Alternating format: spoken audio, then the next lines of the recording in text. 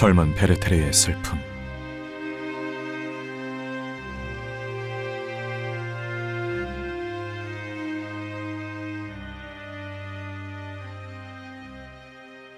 제 2회 일부 6월 16일. 왜 편지를 하지 않느냐고. 그런 질문을 하면서도 자네가 학자란 말인가? 내가 잘 지내고 있다는 것쯤은 알아야지.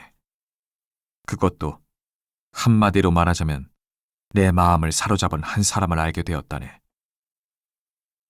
나는 말이야. 나는 모르겠네. 그 사랑스러운 사람을 어떻게 사귀게 되었는지 조리 있게 이야기한다는 것은 아주 어려운 일이야. 난 기쁨에 들떠있고 행복할 뿐더러 어차피 지난 일을 있는 그대로 잘 이야기해 줄 수 있는 사람도 못 되니까 말이야. 천사 같아, 천사. 치, 누구나 자기 애인을 그렇게 부르지. 그렇지 않나? 하지만 난 자네에게 그녀가 얼마나 완벽하며 왜 그렇게도 완벽할 수 있는지를 설명할 수가 없네. 그저 그녀는 내 마음을 완전히 사로잡아 버렸어. 그렇게 지혜로우면서도 단순하고 그렇게 꿋꿋하면서도 너무나 친절하고 그토록 발랄하고 활력이 넘치면서도 영혼의 평화를 지니고 있는 사람. 내가 여기 그녀에 관해 이야기하는 것은 모두가 시시한 수다에 불과하며 진정한 그녀의 모습을 전혀 표현해주지 못하는 초라한 추상에 지나지 않는다네. 다음이 아니라 지금 당장 이야기해야겠네. 지금 당장 하지 않으면 결코 말하지 못할 테니까. 왜냐하면 우리끼리 이야기지만 나는 이 편지를 쓰기 시작한 뒤 벌써 3번이나 펜을 내려놓고 말의 안장을 넘고는 밖으로 달려나가려 했기 때문이야. 오늘 아침엔 말을 타고 외출하지 않기로 결심했건만 순간순간 참지 못하고 창가로 달려가서 태양이 이제 얼마나 높이 떠 있는가를 살펴보고 있지 뭔가. 나는 도저히 참을 수 없었으며 그녀에게로 달려가지 않을 수 없었네.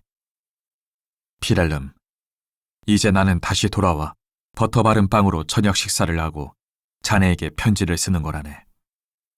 그 사랑스럽고 명랑한 아이들, 8이나 되는 남매들 사이에 둘러싸인 그녀의 모습을 바라보는 것이 내 영혼에 얼마나 큰 기쁨을 안겨주는지. 이런 식으로 계속 써내려간다면 자네는 결국 처음과 마찬가지로 아무것도 알아차리지 못하겠지. 그럼 좀 들어보게나. 억지로라도 자세히 이야기해보도록 하겠네. 얼마 전에 쓴 편지에서 나는 주무관 S씨를 사귀게 되었으며 그가 가까운 시일 안에 자기의 은거지로, 아니 그의 조그만 왕국으로 찾아와 달라고 부탁했다는 이야기를 했었지. 난 그걸 별로 신경 쓰지 않고 있었네.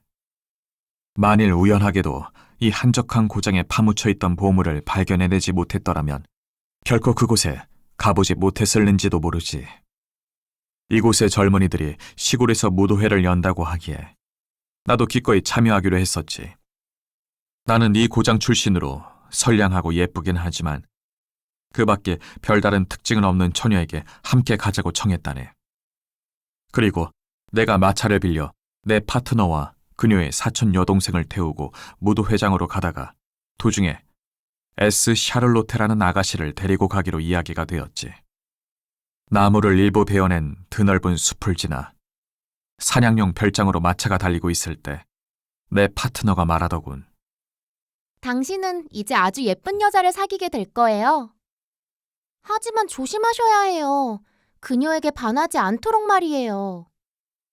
그녀의 사촌 여동생에 덧붙여 말했네. 어째서요? 하고 내가 물었지. 그녀는 이미 약혼한 몸이거든요. 내 파트너가 대답했어.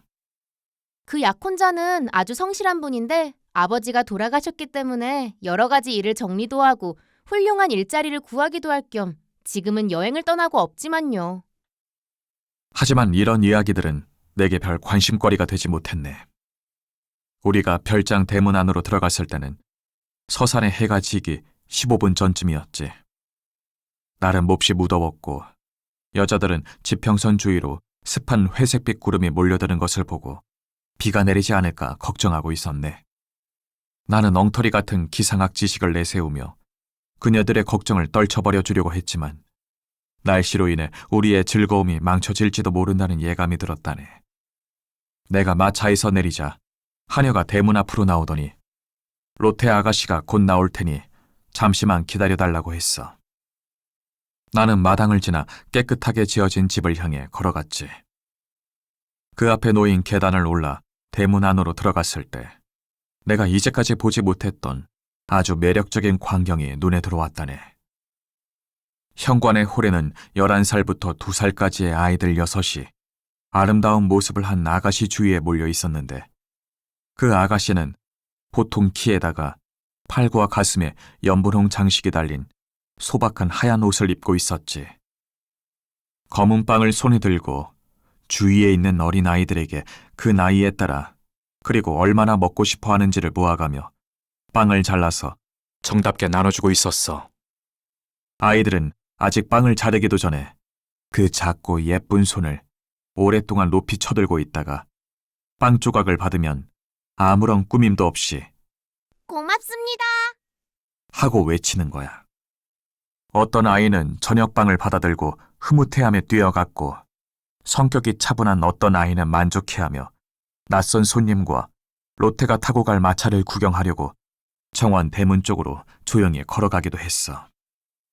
이렇게 여기까지 들어오시게 해서 그리고 여자분들을 기다리게 해서 정말 죄송해요. 그녀가 말했지. 제가 없는 동안 여러 가지 집안일을 처리하느라고 그만 아이들에게 저녁빵 나눠주는 것을 잊어버리고 말았어요. 이 아이들은 제가 빵을 잘라주어야지 다른 사람이 주면 받으려 하질 않아요.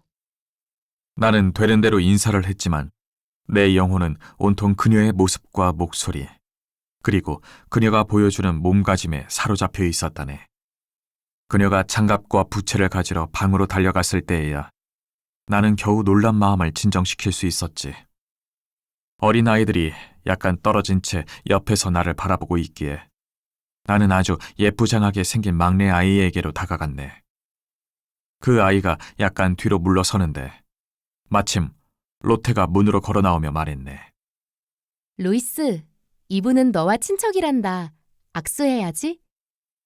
그 아이는 서슴지 않고 시키는 대로 했고 코를 흘리고 있었지만 개의치 않고 진심으로 그 아이에게 키스하지 않을 수 없었다네. 친척이라고요? 나는 로테에게 손을 내밀면서 말했지. 제가 당신의 친척이 될 수 있는 영광을 누려도 좋겠습니까? 오, 하고 그녀는 가볍게 미소를 지으며 대답했네. 우리의 친척 관계는 아주 범위가 넓답니다. 한데 당신이 사이가 가장 나쁜 분이 되신다면 섭섭할 거예요.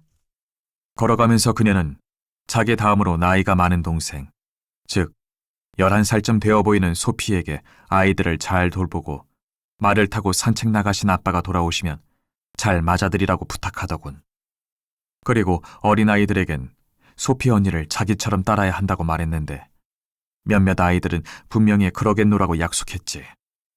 그러나 6살쯤 된 자그마하고 참견하기 좋아할 것 같은 금발의 여자아이가 이렇게 말하더군.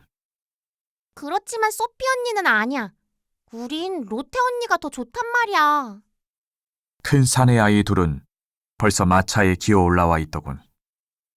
내가 그냥 두라고 하자 로테는 애들이 장난치지 않고 단단히 붙잡고 있겠다고 약속한다면 숲이 있는 데까지만 함께 타고 가게 해주겠다고 허락해주더군.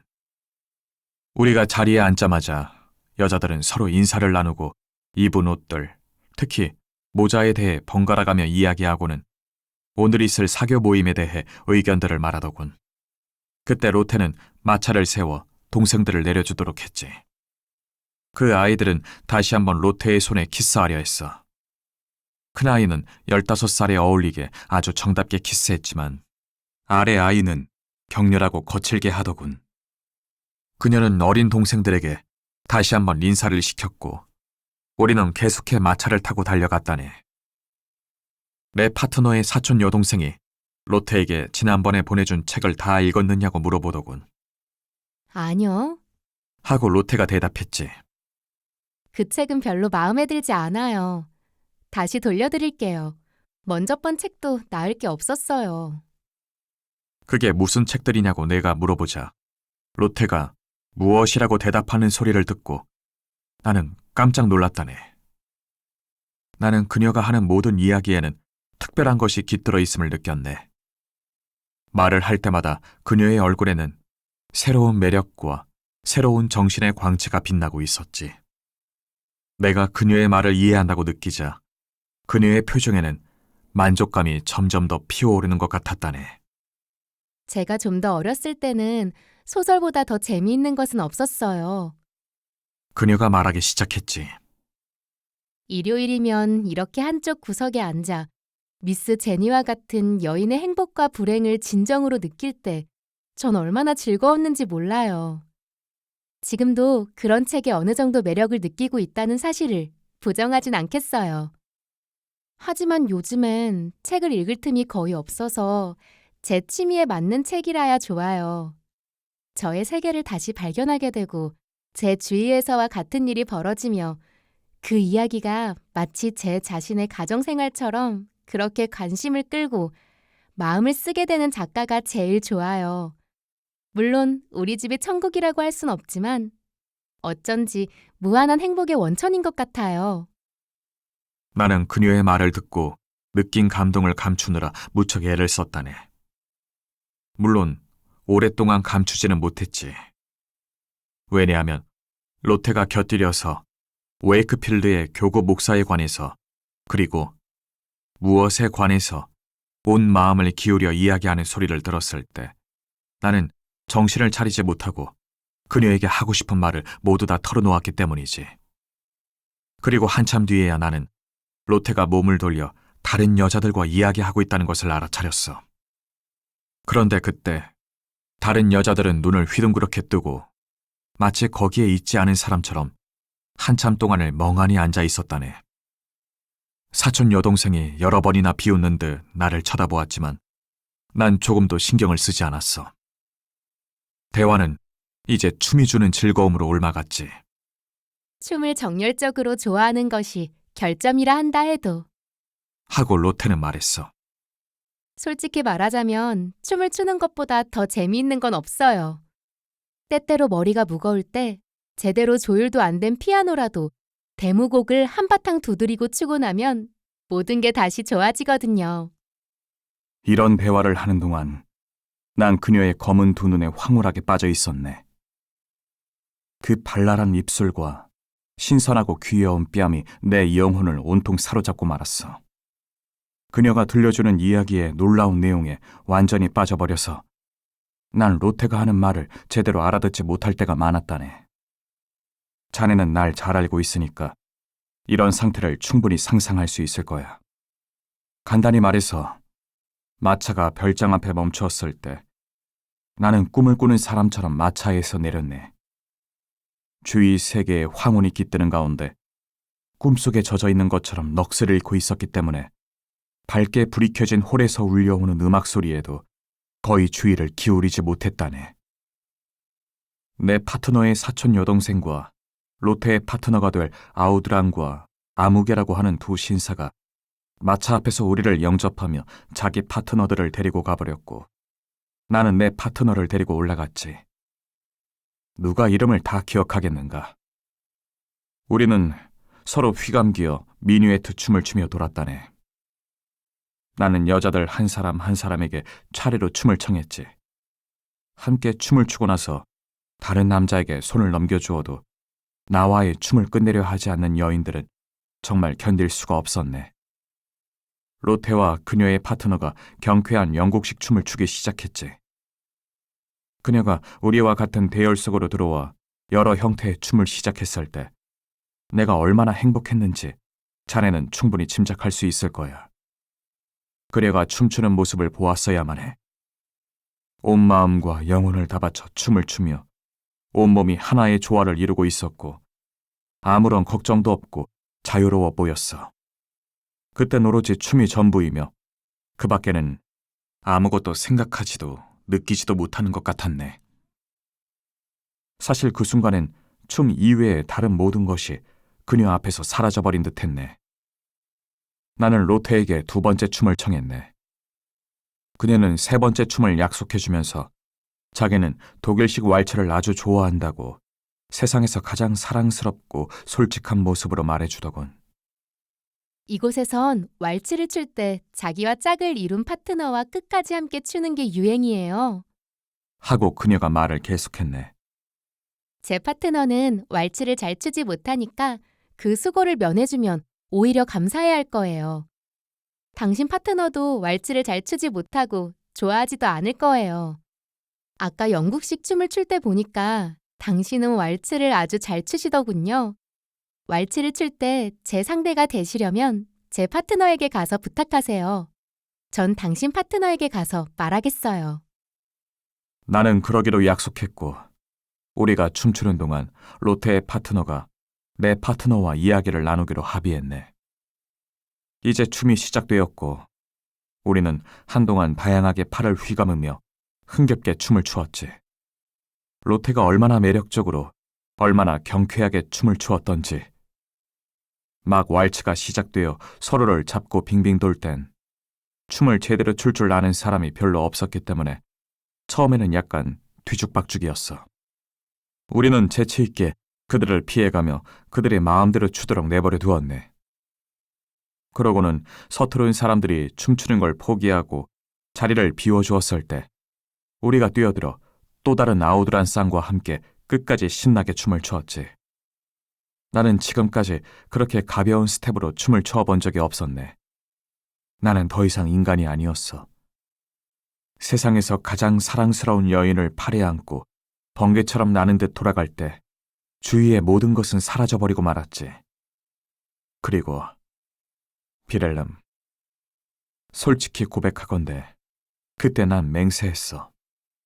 내가 사랑하고 갈망하는 이 여인을 나 이외에 다른 어떤 사람과도 왈츠를 추지 못하게 하겠노라고. 그로 인해 내 비록 파멸한다 할지라도 말이야.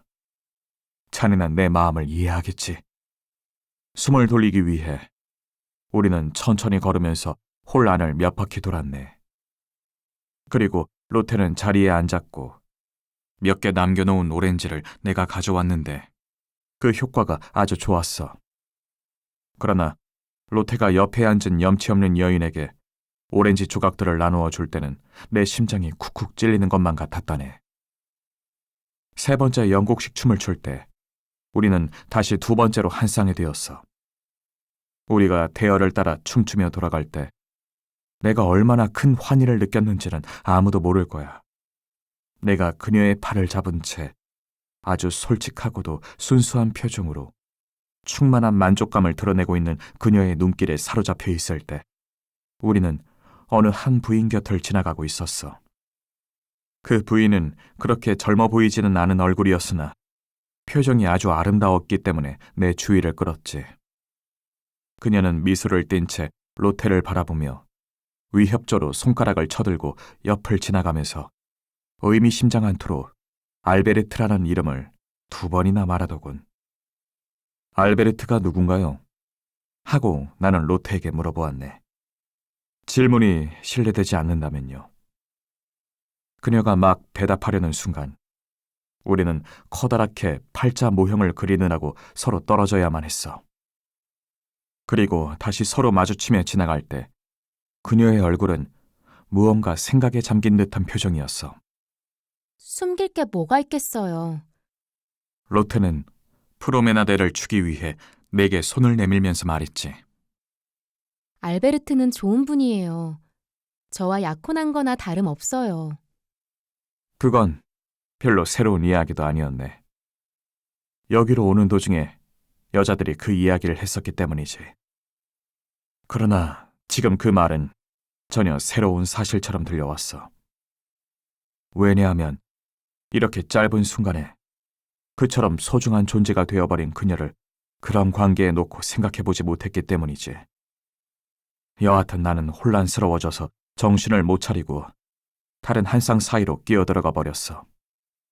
그래서 모든 것이 뒤죽박죽이 되었는데 로테가 옆에서 끌어당기며 이끌어주어 곧 다시 질서를 지킬 수 있었지. 춤이 아직 끝나지도 않았는데 오래전부터 지평선에서 번쩍거리던 번개가 훨씬 더 강해지기 시작했어. 나는 그걸 계속 마른 번개라고 둘러대고 있었지만 곧 천둥 소리가 음악 소리를 압도하게 되었다네. 여자 3명이 춤추던 대열에서 빠져나가자 그 파트너들도 뒤를 따라 나갔지. 그러자 모든 것이 무질서해지고 음악도 멎어버렸네. 아주 즐거운 순간에 어떤 불행이나 끔찍한 일이 닥쳐오면 우리에게 보통 때보다 더 강한 인상을 남겨주는 것은 자연스러운 일이지. 그건 그 두 가지의 대조가 그만큼 더 생생하게 느껴지기도 하고, 다른 한편으론, 아니 그보다는 우리의 감각이 예민하게 느낄 수 있도록 열려져 있어 그만큼 더 빨리 인상을 받아들이기 때문일 거야. 많은 여자들이 놀라 얼굴을 찡그리는 것을 보면서 나는 그 이유를 그렇게 생각할 수밖에 없었네. 현명한 어떤 여자는 구석에 가 앉아서 창을 등진 채 귀를 막고 있었어. 다른 어떤 여자는 그려 앞에 무릎을 꿇고 앉아 머리를 첫 번째 여자의 무릎 사이에 파묻고 있었지. 또 다른 여자는 그 두 사람 사이를 파고들어 끊임없이 눈물을 흘리면서 친구들을 끌어안더군. 몇몇 여자들은 집으로 돌아가려 했고, 또 다른 여자들은 어찌할 바를 몰라 우리 젊은 장난꾸러기들이 뻔뻔스러운 짓을 해도 그것을 저지하려는 생각조차 하지 못하더군. 젊은이들은 하늘을 향해 걱정스럽게 기도하는 아름다운 여자들의 입술을 잽싸게 훔쳐내려는 일에 몰두하는 것만 같았어. 우리 신사들 중 몇 사람은 아래로 내려가 조용히 담배를 피우기도 했고, 나머지 사람들은 덧문과 커튼이 있는 방을 내주며 그리로 가자는 안주인의 현명한 제안을 그대로 받아들였지. 우리가 그 방으로 들어가자마자 로테는 열심히 의자들을 빙 둘러 놓았으며 한 가지 게임을 하자는 그녀의 제안에 따라 일행은 모두들 자리에 앉았다네. 많은 사람들이 달콤한 키스 벌칙이라도 받으리라는 희망에서 입술을 뾰족하게 내밀고 사지를 쭉 내뻗고 있는 것처럼 보였네. 지금부터 숫자 세는 놀이를 하겠어요. 로테가 말하더군. 자, 조심하세요. 제가 오른쪽에서부터 왼쪽으로 원을 그리며 돌아갈 테니까 여러분은 순서대로 차례가 오면 그 숫자를 세야 해요. 속사포처럼 빨리 할 텐데 끊어지거나 틀리는 사람은 뺨을 한 대씩 맞을 거예요. 그렇게 1000까지 세겠어요? 그 게임은 보기에도 즐거웠다네. 로테는 한쪽 팔을 쭉 뻗고 원을 그리며 돌아가기 시작했지. 하나 하고 첫 번째 사람이 시작하면 그 옆 사람은 둘, 그 다음 사람은 셋 하는 식으로 계속되는 놀이였어. 그러고 나서 그녀는 더 빨리, 점점 더 빨리 걷기 시작했네. 그때 한 사람이 숫자를 틀려 찰싹 하고 뺨을 얻어맞았는데 그 다음 사람은 웃다가 그만 또 찰싹 그러면서 점점 더 빨리 돌아갔지. 나도 뺨을 2대나 얻어맞았는데 다른 사람들보다 훨씬 더 세게 맞은 것 같았지만 속으로는 기뻤다네. 모두가 웃어대며 소란을 피우는 바람에 이 게임은 1000까지 세기도 전에 끝나버리고 말았지. 그러자 친한 사람들끼리 모여 앉게 되었고 그 사이 천둥번개도 그쳐버렸어. 나는 로테를 따라 홀 안으로 들어갔네. 가면서 로테는 이렇게 말했네. 뺨을 때리고 맞고 하느라 천둥번개 같은 건 모두 다 잊어버렸어요. 나는 아무 대답도 할 수 없었다네. 그러자 로테가 말을 계속했어. 저 역시 아주 겁이 많았어요. 하지만 다른 사람들에게 용기를 주려고 하다 보니 저도 용기를 얻게 되었어요. 우리는 창가로 다가갔네. 천둥 소리는 이미 멀어지고 대지에 단비가 보슬보슬 내리고 있었네. 기분을 상쾌하게 해주는 향기가 따스한 바람을 타고 우리에게로 가득 불어왔지. 그녀는 팔꿈치를 받치고 서서 시골 풍경을 뚫어지게 바라보았어. 하늘을 우러러 보고는 내게로 시선을 돌렸는데 두 눈에는 눈물이 가득 괴어 있었다네. 로테는 자기 손을 내 손 위에 올려놓더니 클롭 슈토크. 라고 말하더군. 나는 곧 그녀의 마음속에 떠오른 저 장엄한 송가를 떠올려 보았지. 그러고는 그녀가 이 한마디 암호로 내게 쏟아부은 감정의 경류 속에 잠겨버리고 말았네. 나는 마침내 견디지 못하고 그녀의 손 위로 몸을 굽혀 환희로 가득 찬 눈물을 흘리며 그 손에 키스를 퍼부었지. 그리고 다시 그녀의 눈을 바라보았네. 아, 고결한 시인이여.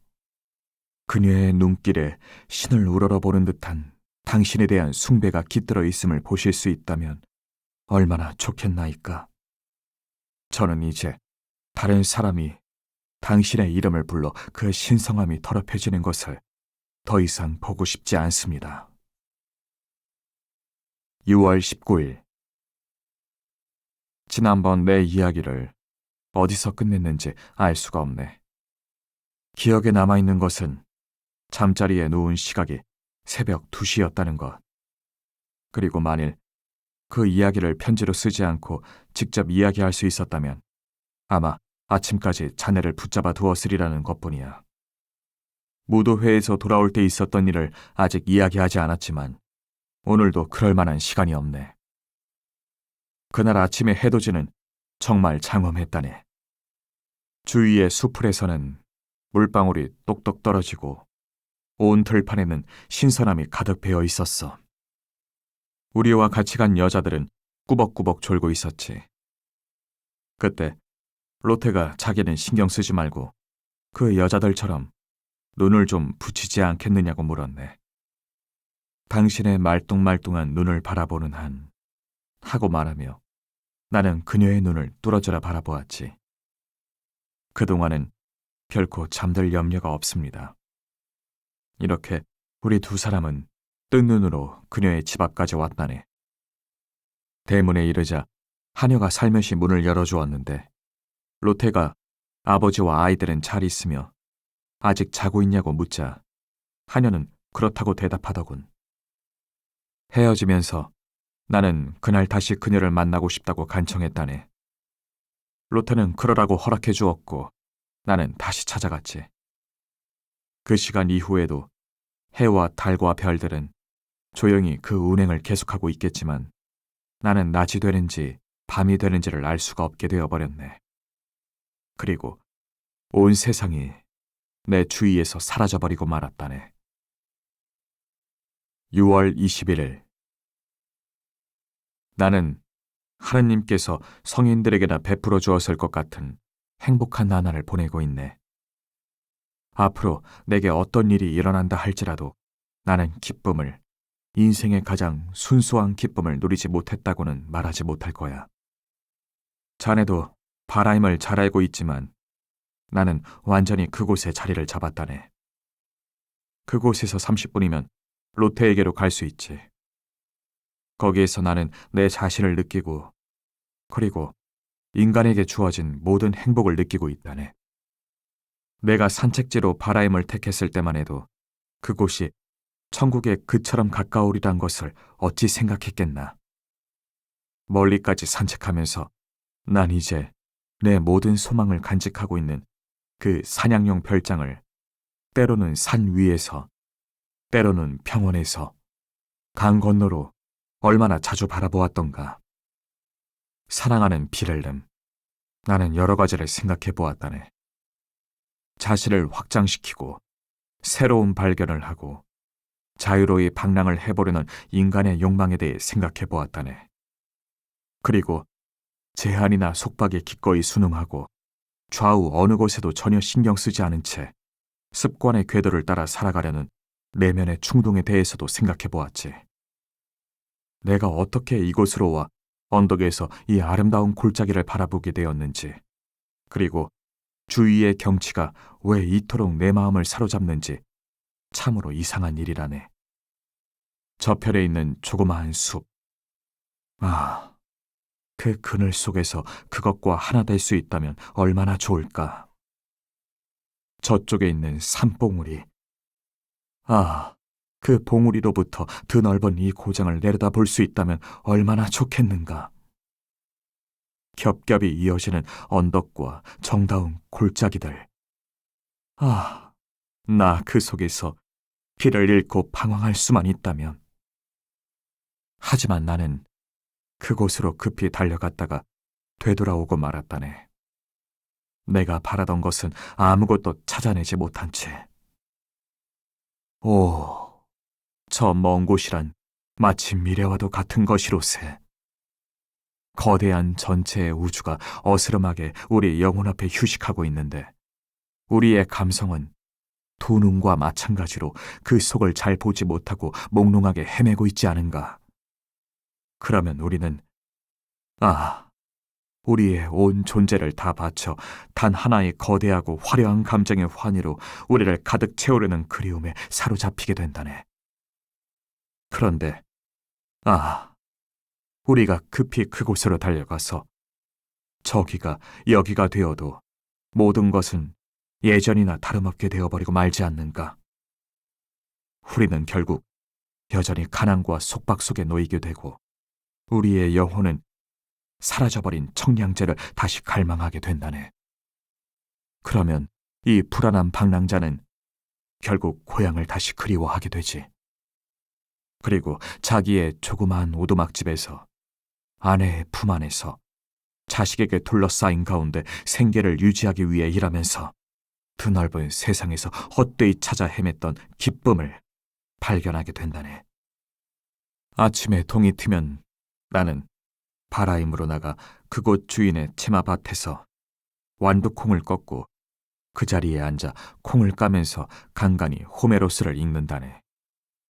그러고는 조그만 부엌에 들어가 냄비를 하나 골라 버터를 도려내어 바른 뒤 뚜껑을 덮고 완두콩을 불에 익히며 그 옆에 앉아 이따금씩 콩을 휘저어주지.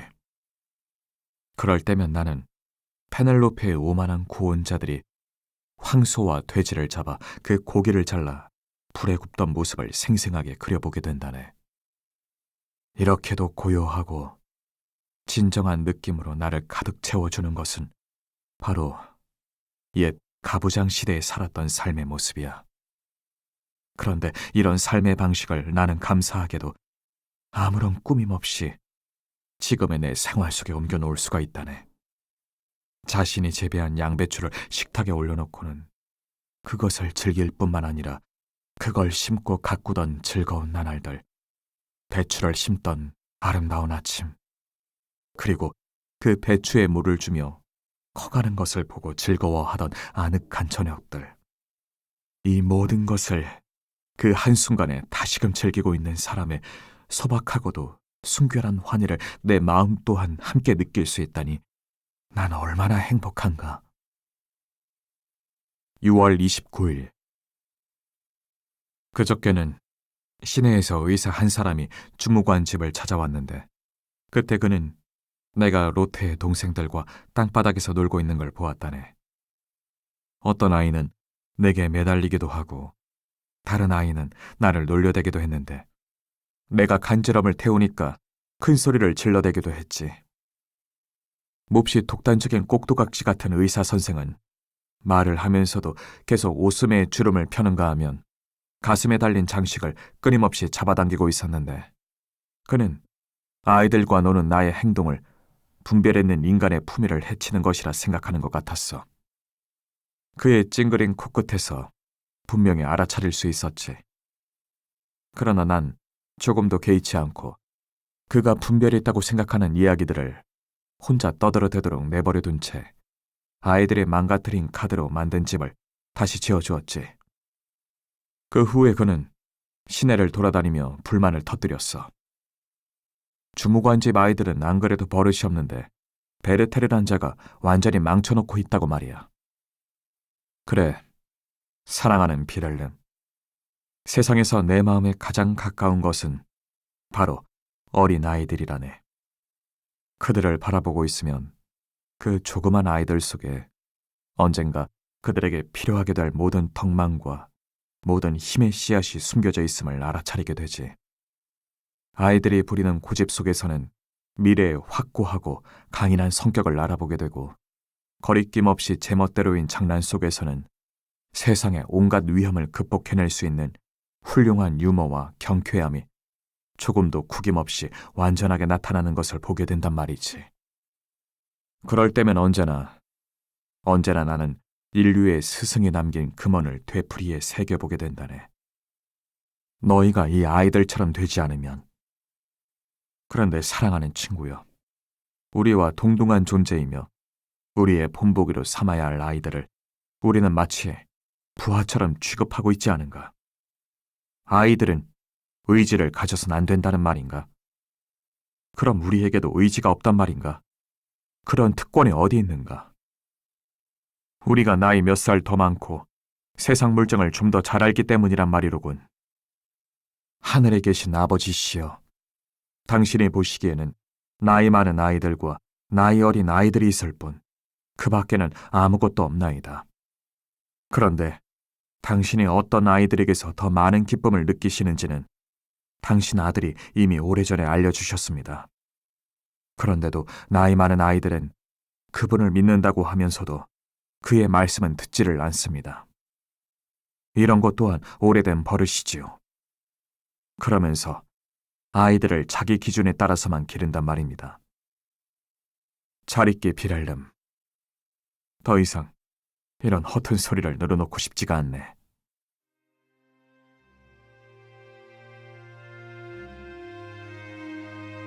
사단법인 올제 제작, 낭독 신범식, 우성은, 저자 요한 볼프강 폰 괴테, 번역 이인웅.